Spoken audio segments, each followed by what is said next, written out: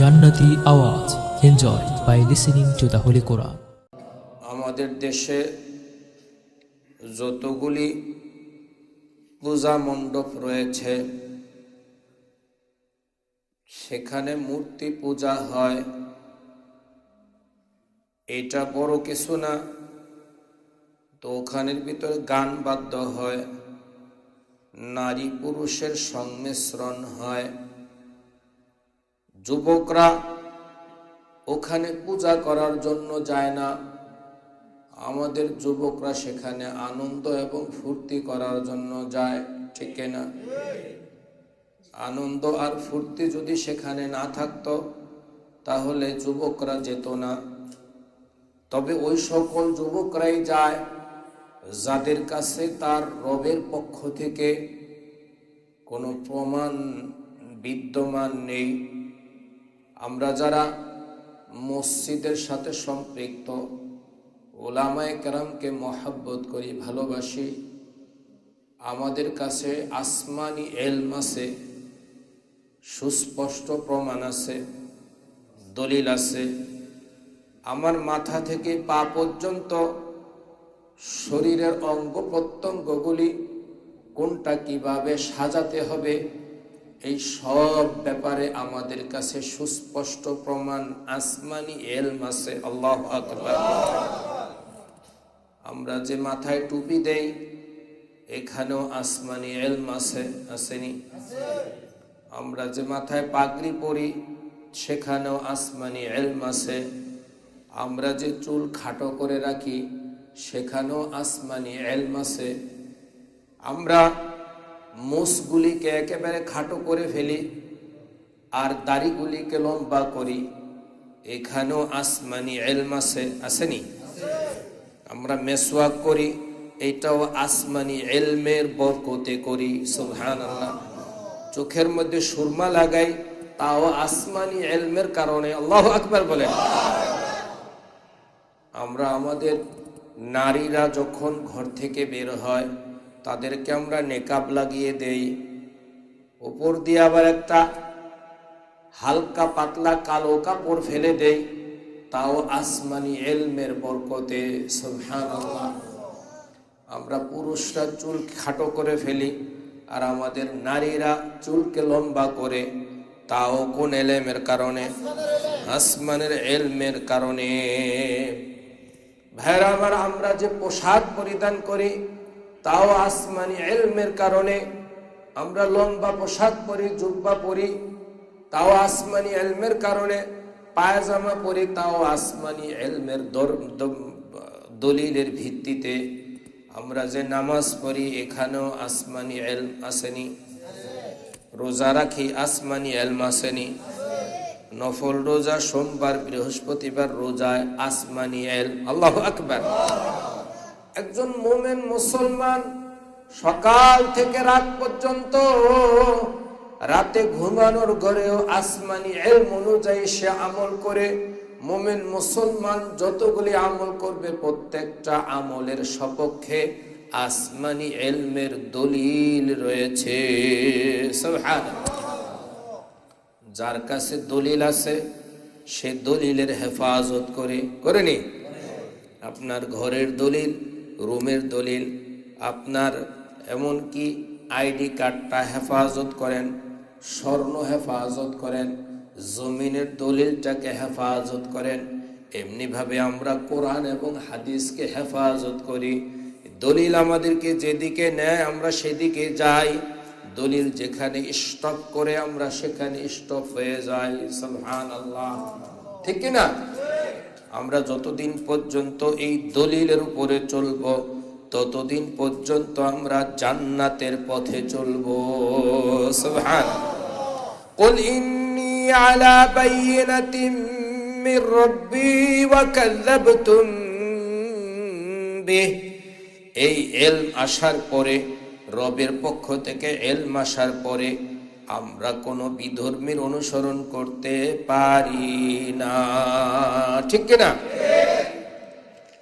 এই দলিল যতদিন পর্যন্ত আমাদের কাছে থাকবে ততদিন পর্যন্ত এই দলিলের পিছে পিছে আমরা চলবো। রাজি আছেন নি? আল্লাহু আকবার, আল্লাহু আকবার, আল্লাহু আকবার। আল্লাহ এই দলিলের উপরে আমাদেরকে সারা জীবন থাকার তৌফিক দাও, জোরে বলেন আমিন। আমরা বলি ইনিল হুকমু ইল্লা লিল্লাহ।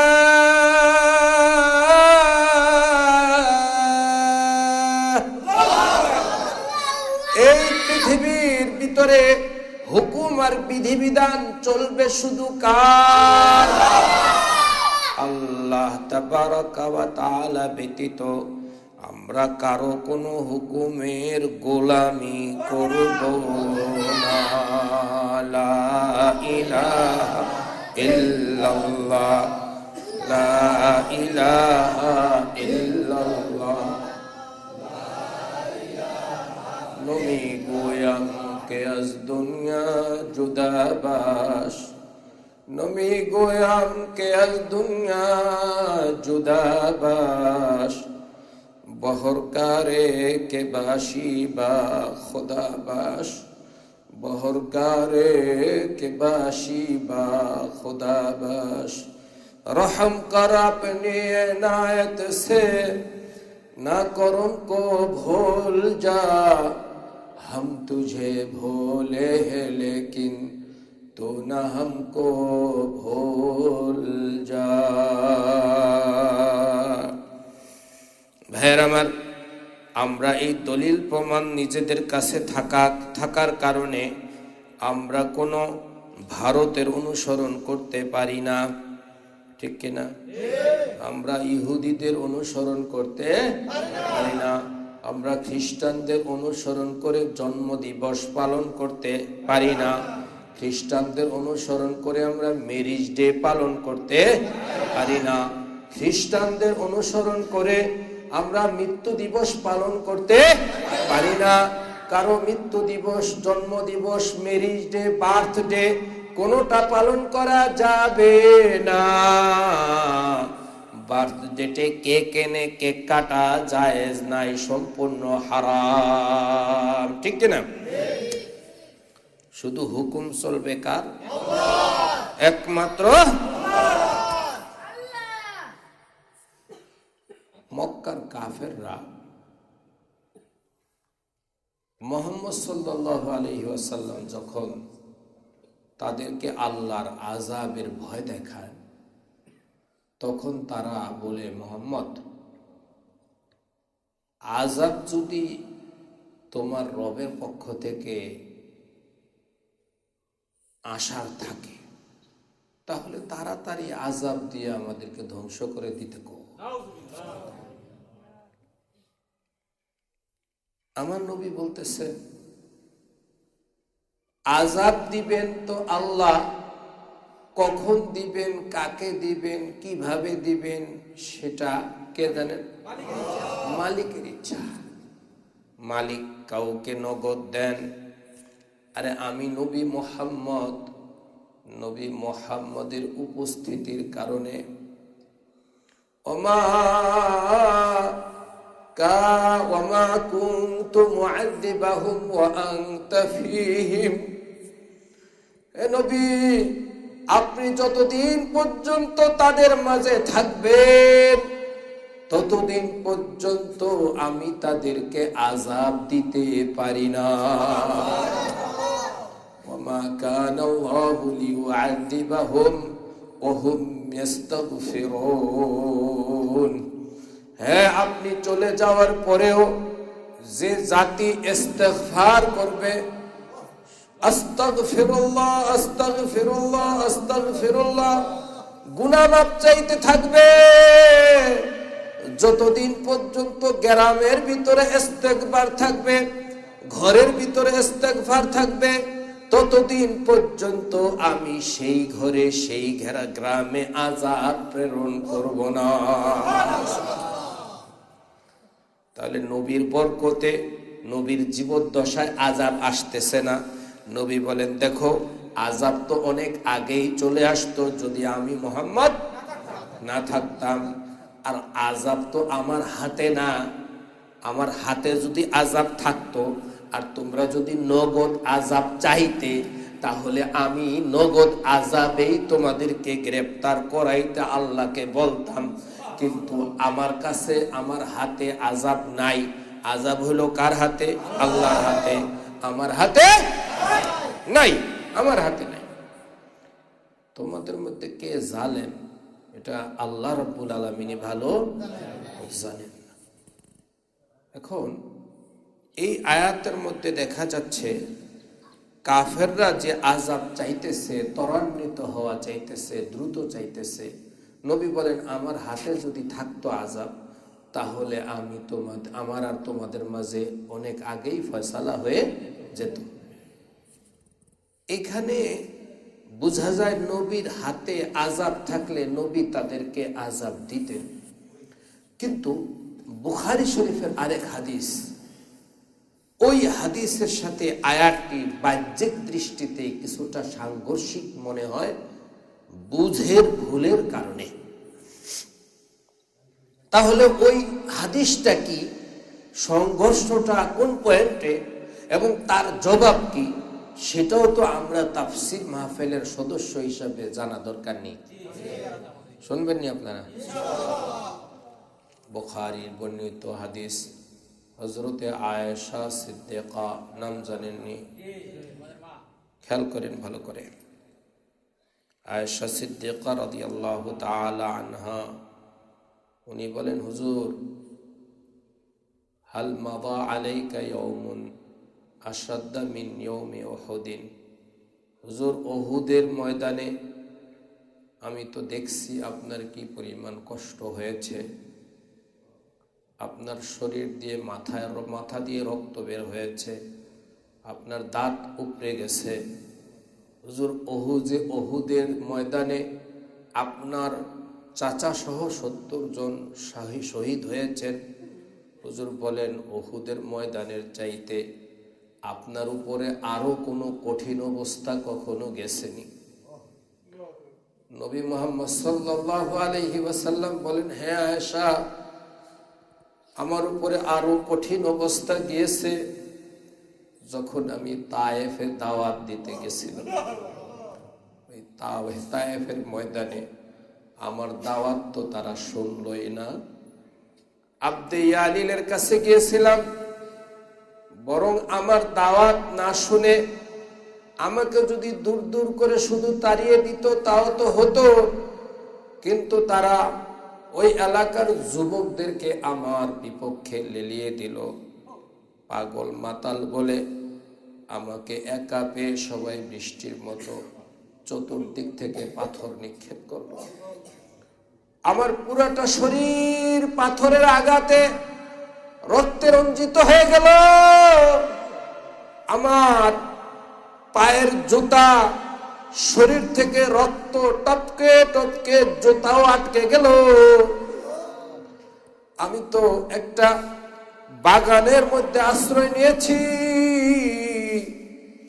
আমার যখন হুঁশ আসছে তখন দেখি আসমানের দিকে তাকিয়ে শূন্যের উপরে একটা মেঘ, ওই মেঘের মধ্যে হযরতে জিব্রাইল আমার সালাম জানায়। জিব্রাইল আমাকে বলে, কদ সামিআল্লাহু কওলা কওমিকা লাকা। আপনার কওম দাওয়াত দেওয়ার পরে আপনার কি প্রত্যুত্তর করেছে, কি জবাব দিয়েছে, এই সব আসমানের মালিক আরশে আজিম থেকে শুনেছেন।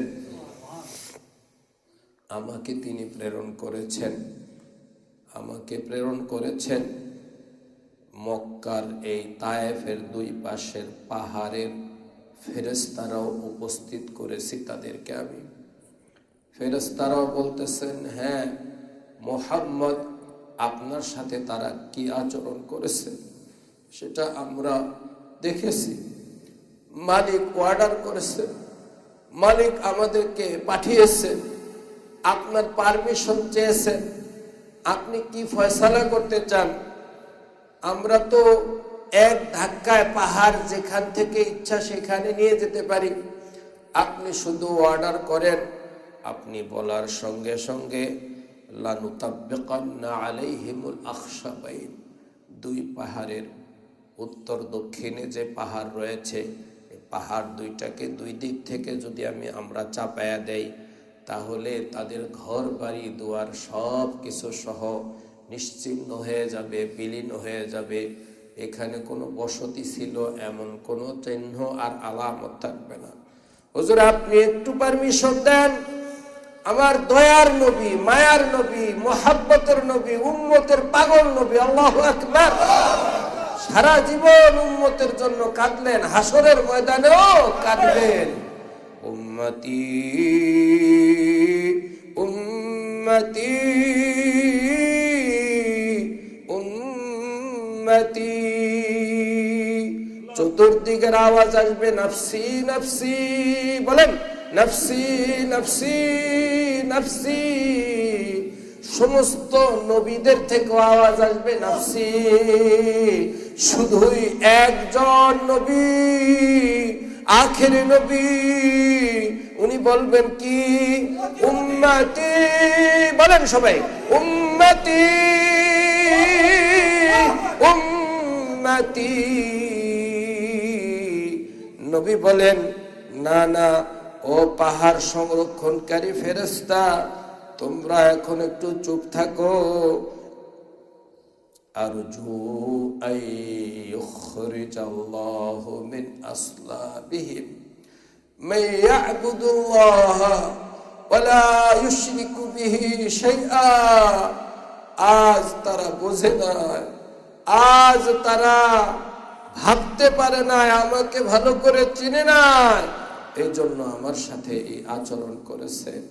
আমি আশাবাদী আল্লাহ রাব্বুল আলামিন ভবিষ্যতে এই জাতির ঔরস থেকে এমন জাতি তৈরি করবেন, ভবিষ্যৎ প্রজন্ম আল্লাহর ইবাদতে মশগুল হয়ে যাবে। তাই হয়েছে ভাই, তাই হয়েছে।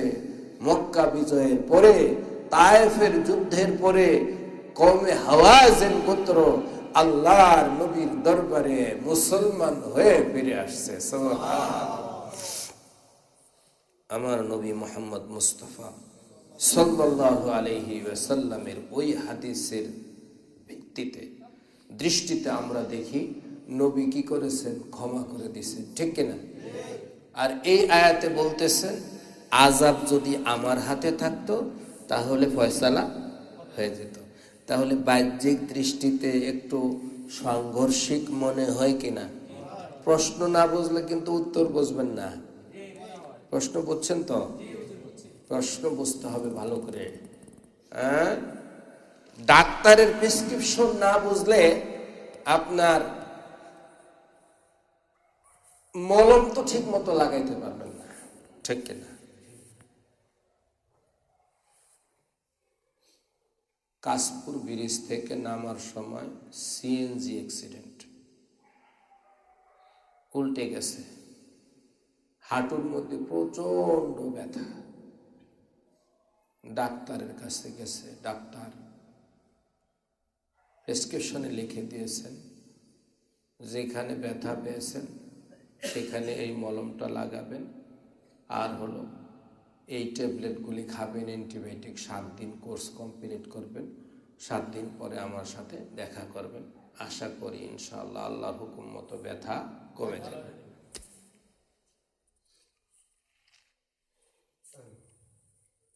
প্রেসক্রিপশন নিয়ে বাড়িতে গেছে, বাড়িতে গিয়ে বলতেছে, কোন ডাক্তারের কাছে গেলাম? যেখানে ব্যথা পাইছি সেখানে বলে মলম লাগাইতে হবে।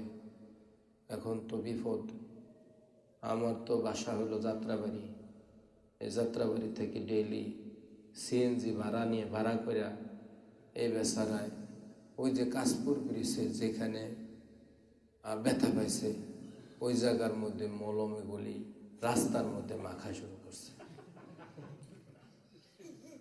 ডাক্তার যে বলছে যেখানে ব্যথা পাইছেন সেখানে লাগাইবেন। 7 দিন পরে ডাক্তারের কাছে এসে বলে, ডাক্তার সাহেব, এই কি পড়ালেখা করছেন, এই চিকিৎসাটা কি দিলেন, আমার তো ব্যথা ভালো। ডাক্তার, আচ্ছা কোন জায়গায় যেন ব্যথা পাইছিলেন? কই যে ডাক্তার সাহেব, আমি তো ব্যথা কোথায় পাইছি এটা দেখাইতে গেলে তো আপনার আবার সিএনজি ধরতে হইব। মানি, কারণ আমি তো ব্যথা পাইছি কাশপুর ব্রিজের নিচে, ওই জায়গায় তো আপনারা নিয়ে যেতে হইব। আরে বোকা, ব্যথা যেখানে পাইছো মানে ওই রাস্তার মধ্যে মলম মাখতে তো বলেই নাই। মলম কোন জায়গায় মাখতে হইব? পায়ে হাঁটুতে মাখতে হইব। তাহলে ডাক্তারের কথা পুরোপুরি বোঝন লাগেনি। এরকম প্রশ্ন বুঝলে না আমি উত্তর দিতে পারবো, ঠিক কিনা? এই আয়াতে বলতেছেন আমার নবীজির ভাষা যে আমার কাছে যদি আযাবের ক্ষমতা থাকতো তাহলে বহুত আগে কি হয়ে যেত, ফয়সালা হয়ে যেত, তাহলে নবীজি আযাব দিতেন। আর ওখানে নবীজিকে মায়েরে শেষ করে দিছে, নবীজি সেখানে কি করে দিছেন? মাফ করে দিছেন। তাহলে দুই জায়গায় দুই রকম দেখা যায় না? বলেন যে গভীরভাবে যদি স্টাডি করা হয় তাহলে দুই আয়াত এবং হাদিসের মধ্যে কোনো সংঘর্ষ নাই। কারণ ওই বুখারী শরীফের তায়েফের যে ঘটনা, ওই ঘটনার ভিতরে কওম ওই জাতি আযাব কামনা করে নাই, নবীর সাথে দুর্ব্যবহার করছে, কিন্তু আযাব তো তারা কামনা করে নাই। আর এই আয়াতের মধ্যে এসেছে আযাব তারা কামনা করছে, তারা নিজেরা চাইছে যে তুমি যদি সত্যবাদী হও তাহলে এত হুমকি ধুমকি দাও, তাহলে আযাব দু একটা দেখায় দাও, ঠিক কিনা?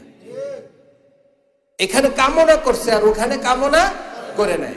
যেখানে আযাব কামনা করে নাই সেখানে নবীজি তারা অজ্ঞ হিসাবে মাফ করে দিয়েছেন, সুবহানাল্লাহ, যে তারা বুঝে না, বেবুঝ না বুঝ, তাই জন্য মাফ করে দিয়েছেন। আর আযাব যে কামনা করছে বুঝা গেল হ্যাঁ বালে গেছে, ঠিক কিনা? এ কিছু বোঝে, কথা ক্লিয়ার না? লা ইলাহা ইল্লাল্লাহ, লা ইলাহা ইল্লাল্লাহ, লা ইলাহা ইল্লাল্লাহ। ভাইরা আমার, পরের একটা আয়াত, এটা আমাদের জীবনে খুব বেশি দরকার। একটা আয়াত যদি আমাদের নখদর্পণে থাকে, সবসময় আমাদের জেহেনে থাকে, তাহলে আমরা গুনাহ থেকে দূরে সরে থাকতে আল্লাহ।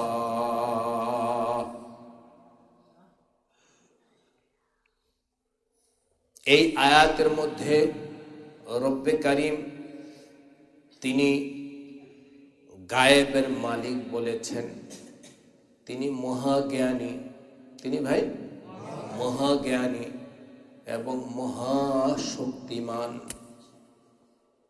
মহাজ্ঞানী আল্লাহ রাব্বুল আলামিন, তার মানে তার জ্ঞানের সীমানা, তার জ্ঞানের কোনো সীমা নাই। তিনি তার এই বিশ্ব ব্রহ্মাণ্ডের সব কিছু সম্পর্কে তিনি জ্ঞাত, ঠিক কিনা? আল্লাহ বলেন ওয়া ইনদাহু মাফাতিহুল গায়বি লা ইয়ালামুহা ইল্লা হু। গায়েবের চাবি সব কার কাছে? আল্লাহর কাছে। With him the keys of unseen, with him the keys of unseen. যত না দেখা বিষয় আছে, গায়েবের যা কিছু আছে, এই সব কিছুর চাবি কার কাছে? একমাত্র আল্লাহর কাছে। এই পৃথিবীতে, পৃথিবীর বাইরে বিদ্যমান অবিদ্যমান, দৃশ্যমান অদৃশ্যমান, ছোট বড়, আলোর অন্ধকারের, অণু পরমাণু, এই সব কিছু সম্পর্কে পূর্ণ জ্ঞান কার? আমরা কিছু জানি, কিছু জানি না, আর সব কিছু জানেন কে? আল্লাহ। আরো স্পষ্ট করে আল্লাহ বলতেছেন, nobody don't knows, nobody doesn't knows, কেউ জানে না except him, he আল্লাহ ব্যতীত, তিনি ব্যতীত কেউ জানে না। আল্লাহু আকবার। কেউ জানে না, তিনি জানেন।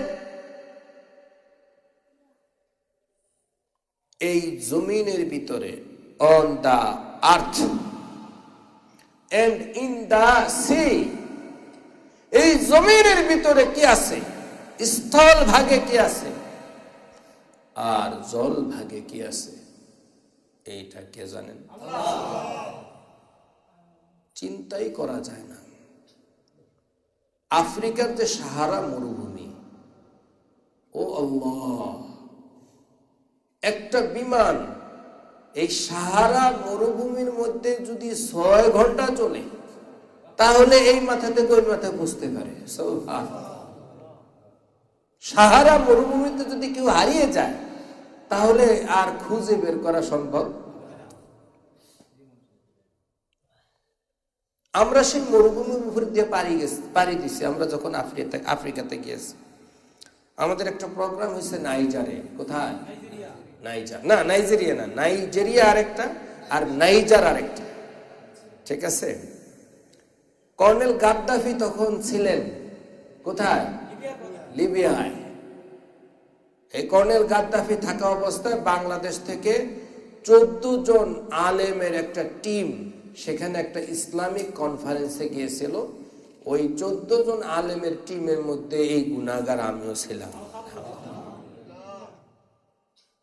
হাফিজুর রহমতুল্লাহি আলাইহির ছেলে আহমদুল্লাহ আশরাফ সাহেব, বাইতুল মুকাররমের দ্বিতীয় খতিব নুরুদ্দিন রহমতুল্লাহি আলাইহি, আমাদের হাফেজ আব্দুল বারি, আপনারা চিনেন, আমাদের বিআরপিতে ফ্ল্যাট আছে হাফেজ আব্দুল বারি, এই সিআরপি হসপিটালের ইমাম হাফেজ আব্দুল বারি সাহেবের মামা হন এই আপনার নুরুদ্দিন রহমতুল্লাহি আলাইহি। উনিও তখন ছিলেন আমাদের ওই টিমে। সুবহানাল্লাহ। যাতে করে আরেকজন হঠাৎ করে না যায়। আর ভিতরে একটা বাথরুম ছিল, সেই বাথরুমের দরজা আছে ঠিকই, কিন্তু এটার মধ্যে আপনার গোসলখানা বাথরুম একসাথে, তবে বাথরুমে কোনো বদনা নাই, তারপরে আপনার সাবান নাই, তোয়ালে নাই, কিচ্ছু নেই। আবার আমাদের দেশে বাথরুমে সাধারণত একটা ট্যাপ থাকে বদনার জন্য আর একটা বালতির জন্য। ওখানে শুধু একটা ট্যাপ বালতির জন্য, বদনার জন্য ট্যাপও নেই। তার মানে কি, ওই দেশের মানুষ তাহলে বাথরুম সেরে ডাইরেক্ট গোসল করে আসে মনে হয়। বুঝেন কি গরিব! আল্লাহু আকবার, আল্লাহু আকবার। আল্লাহ তাআলা আমাদেরকে অনেক স্বাবলম্বী বানাইছেন। আল্লাহ আমাদেরকে সুখে শান্তিতে বসবাস করার তৌফিক দান করে, বলুন আমিন। এরপরে আর একটু অগ্রসর হয়ে আল্লাহ বলেন, ওয়ামা তাসকুতু মিন ওয়ারাকাতিন ইল্লা ইয়ালামুহা। পৃথিবীতে জমিনের উপরে যেমন গাছ আছে, সাগরের মধ্যেও তলায়ও গাছ আছে। সুবহানাল্লাহ। আমরা জমিনের উপরের গাছগুলি দেখি, কিন্তু সাগরের নিচের গাছ তো আর আমরা দেখি না। সাগরের নিচেও গাছ আছে, জান্নাতের মধ্যেও কি আছে? গাছ আছে। এই আয়াতের তাফসিরে ইবনে আব্বাস রাদিয়াল্লাহু তাআলা আনহু বলেন, মা মিন শাজারাতিন ফিল বাররি ওয়ালা ফিল বাহরি, সমুদ্রের ভিতরে অথবা জমিনের উপরে যত গাছ আছে, ওই গাছ থেকে যদি একটা পাতা ঝরে পড়ে, ওই পাতা রেকর্ড করার জন্য একজন ফেরেশতা নির্ধারিত আছে। ভাইরা আমার, আমরা দেখি কত গাছ আমাদের আশেপাশে, একটা গাছের মধ্যে কয়টা পাতা কোনোদিন গনে দেখছেননি? কাঁঠাল গাছ, নারিকেল গাছ, তাল গাছ, আম গাছ, বেল গাছ, কতগুলি পাতা আছে। সারা পৃথিবীর মধ্যে কয়টা গাছ আছে বলেন? বলা যাবে? সুন্দরবনে কয়টা গাছ আছে? বলা যাবে না। শুধু আমাদের বিআরপির ভিতরে কয়টা গাছ আছে বলেন?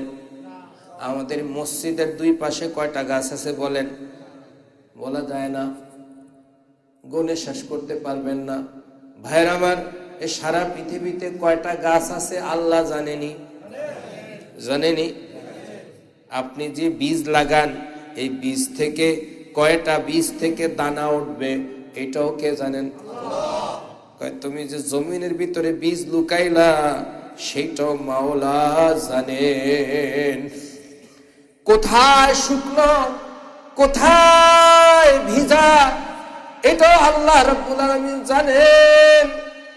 এ গুনাহগার বান্দা, আল্লাহ রাব্বুল আলামিন যদি সমুদ্রের তলদেশে কি আছে সেটাও যদি জানেন, আল্লাহ রাব্বুল আলামিন সমুদ্রের মধ্যে কয়টা মাছ আছে সেটাও জানেন, তোমার বাড়ির গাছ থেকে কয়টা পাতা ঝরে পড়লো সেটাও যদি মাওলা খবর রাখেন, তাহলে তুমি যে গুনাহ করো কাউকে দেখাও নাই, তাহলে মনে করছো আল্লাহর কাছে সেটার খবর আছে না নাই?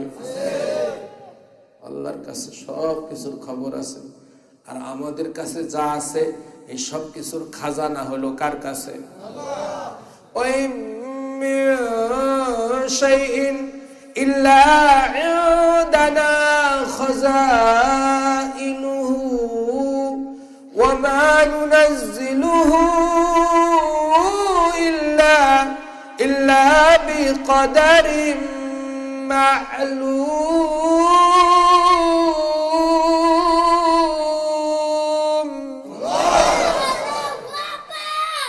এই পৃথিবীর ভিতরে যা কিছু তোমরা দেখো সব কিছুর খাজানা কার কাছে? আল্লাহর কাছে। আল্লাহ নির্দিষ্ট পরিমাণ যখন যতটুকু দরকার ততটুকু দুনিয়ার ভিতরে কুন ফায়াকুনের মাধ্যমে পাঠিয়ে দেন। বান্দা যখন এই ইয়াকিন করবে যে মহাজ্ঞানী কে? আল্লাহ। সবকিছু জানেন কে? আল্লাহ। তখনই বান্দার আর কিছু লাগবে না। বান্দা চিন্তা করবে আমি যেখানে যাই মালিক আমার দিকে তাকিয়ে আছেন। ভাই ঠিক কিনা? আমি গুনাহ করলে মালিক দেখেনি, আমি ভালো করলেও মালিক দেখে। এই জন্য মালিকের এই ইলম, তিনি যে আলিম, এই জ্ঞানটা সব সময় আমার অন্তরের ভিতরে রাখতে হবে। আমি যেদিকেই যাই যেখানেই পালাই সেখানেই গিয়ে দেখব রব্বুল আলামিন। আল্লাহু আকবার। হাজার মে সাজার মে তেরে রঙ্গ ভূ হে, হাজার মে সাজার মে তেরে রঙ্গ ভূ হে, जिधर देखता हो मैं इधर तू ही तू है, जिधर देखता हो मैं इधर तू ही तू है। আল্লাহ রাব্বুল আলামিন আলিম এবং তিনি সব কিছুর ক্ষমতা তার কাছে রয়েছে।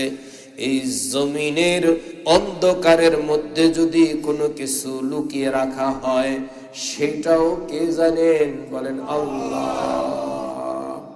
হযরত লোকমান হাকিম রহমতুল্লাহি আলাইহি, ওনাকে আল্লাহ বড় পছন্দ করেছেন। উনি নবী নন, রাসূল নন, কে আল্লাহর একজন ওলি। ওনাকে আল্লাহর খুব ভালো লাগছে। উনি যে ওনার সন্তানকে নসিহত করেছেন আর উপদেশ দিয়েছেন, এটাও রব্বুল আলামিনের কাছে বড় পছন্দ হয়েছে। একজন বাবা তার সন্তানকে কিভাবে নসিহত করবে, কিভাবে উপদেশ দিবে, দুইটা কথা দিল থেকে বলবে, এটাও হযরতে লোকমান হাকিম আমাদেরকে শিখিয়ে দিয়েছেন। সুবহানাল্লাহ। এজন্য ওনার ঘটনা আল্লাহ রাব্বুল আলামিন পবিত্র কালামে সূরা লোকমান নাজিল করে আমাদেরকে জানিয়ে দিয়েছে। উনি ওনার সন্তানকে উপদেশ দিতে গিয়া বলেন, ইয়া বুনাইয়া, ইয়া বুনাইয়া, ও আমার আদরের সন্তান, ও আমার প্রিয় বৎস, ইন্নাহা ইন তাকুন হাব্বাতুন, ও আমার প্রিয় বৎস, তোমার গুনাহ যদি একটা সরিষার দানা বরাবর হয়। কিসের মতো? একটা সরিষার দানা। ফাতাকুন ফি সখরাতিন আও ফিস সামাওয়াতি আও ফিল আরদি ইয়াতি বিহা আল্লাহ। গুনাহ এত ছোট, এটা আকারে কতটুকু বলেন? সরিষার দানা। ছোট না বড়? ছোট। এই যে একটা সরিষার দানা, এটা ঠিক মতো হাতে ধরাও যায় না, কারণ পিছল খেয়ে পড়ে যায়, ঠিক কিনা? তোমার গুনাহটাকে তুমি হালকা মনে করেছো, এরকম ছোট সরিষার দানা বরাবর একটা অপরাধ তুমি করেছো, একটা গুনাহ তুমি করেছো। এই গুনাহটাকে তুমি বিশাল আকৃতির একটা পাথরের মধ্যে ঢুকিয়ে লুকায়ে ফেলেছো। অথবা এই সরিষার দানাটা সুবিস্তৃত বিশাল আসমানের কোন জায়গার মধ্যে তুমি লুকাইলা, অথবা জমিনের কোন জায়গার মধ্যে লুকাইলা। ভাইরা আমার, আসমান জমিন বাদ দেন, আমাদের এই ফ্লোরে যদি একটা সরিষার দানা লুকানো হয়, কেউ খুঁজ করে বের করতে পারবেননি? পারবেন না। আপনারা যতটুক এরিয়ার মধ্যে বসে আছেন, এই এরিয়াতে যদি একটা সরিষার দানা আমি এখান থেকে নিক্ষেপ করি, মনে হয় এটা খুঁজে বের করা যাবে না। কিন্তু রব্বুল আলামিন এত ক্ষমতাওয়ালা, রব্বুল আলামিন এত কঠিন হিসাব নিতে পারেন।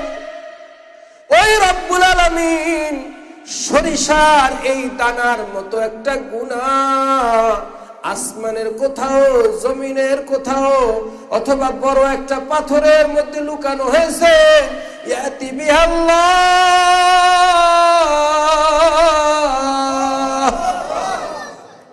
ইন্নাল্লাহা লাতীফুন খাবীর।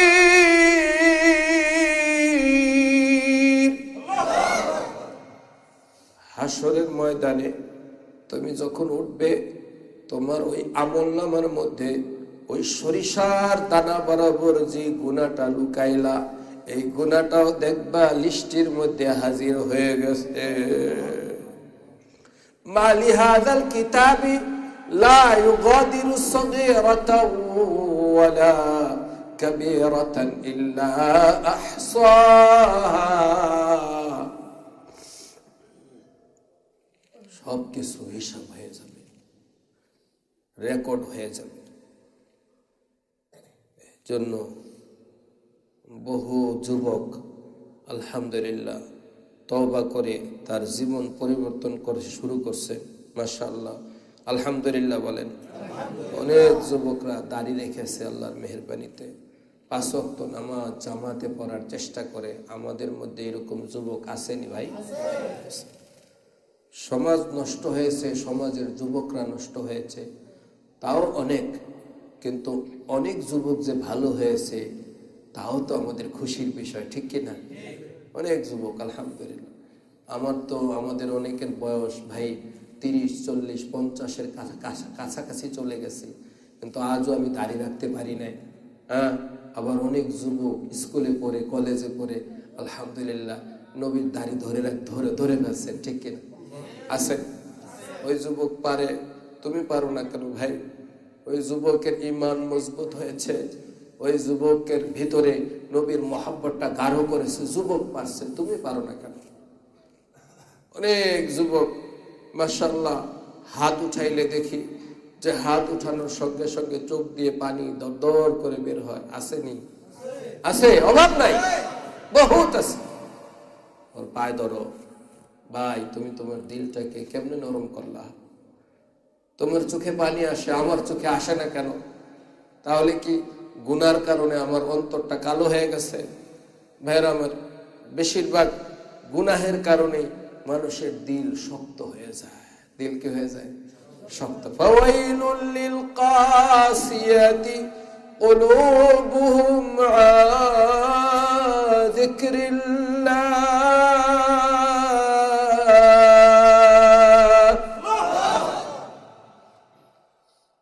আল্লাহর জিকির থেকে যে অন্তরগুলা কঠিন হয়ে পড়ে আছে, ওই অন্তরগুলির জন্য ওয়াইল নামক দুজক অপেক্ষা করতেছে।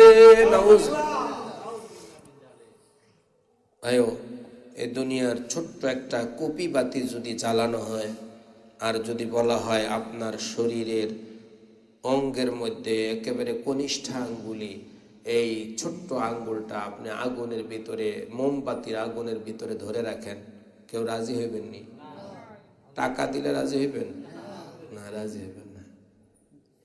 এই আঙ্গুলটা মোমবাতির আগুনে জ্বলবে, এই একিন দিলের ভিতরে জমছে, ঠিক কিনা? কিন্তু আমি যে চোখের খেয়ানত করি, আমি যে জবানের খেয়ানত করি, আমি যে আল্লাহ রাব্বুল আলামিনের বিধানের খেয়ানত করতেছি, এই কারণে যে আমার কবিরা গুনাহ হয়, মিথ্যা বলার কারণে কবিরা গুনাহ হয়, ঠিক কিনা ভাই? চগলখড়ির কারণে কবিরা গুনাহ হয়, হাসাদ এবং হিংসার কারণে কবিরা গুনাহ হয়, বেপর্দা আমার ওয়াইফকে চালানোর কারণে আমার কবিরা গুনাহ হয়, ঠিক কিনা? আমার মেয়েকে বেপর্দায় ছেড়ে দেওয়ার কারণে আমার কবিরা গুনাহ হয়। যতগুলি মানুষ, যতগুলি যুবক আমার এই স্ত্রী, বোন অথবা মেয়ের দিকে তাকিয়ে কবিরা গুনাহ করবে, সবগুলি গুনাহ আমার আমলনামায় লিপিবদ্ধ হবে এবং আমি আল্লাহর দরবারে দায়ুস হয়ে যাব। কি হয়ে যাব? দায়ুস হয়ে যাব। ভাইরা আমার, এখন তো আমাদের অনুভূতি শক্তি নষ্ট হয়ে গেছে, আমাদের অন্তর থেকে আত্মমর্যাদা বোধ নষ্ট হয়ে গেছে, ঠিক না? একটা যুবক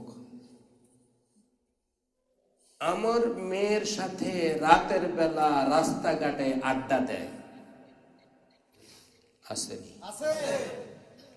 রাত 10টা, 11টা, 12টা, 1টা পর্যন্ত এই যুবকটার সাথে আমার মেয়েটা আড্ডা দেয়। আমার এতটুকু আত্মমর্যাদা বোধ নেই যে এটা যে অন্যায়, এটা যে অপরাধ, এটা যে মারাত্মক কিছু, সমাজের জন্য ভয়ানক, সমাজের ভাইরাস, এটা আমার বিলকুল অনুভূতি থেকে মুছে গেছে, ঠিক কিনা?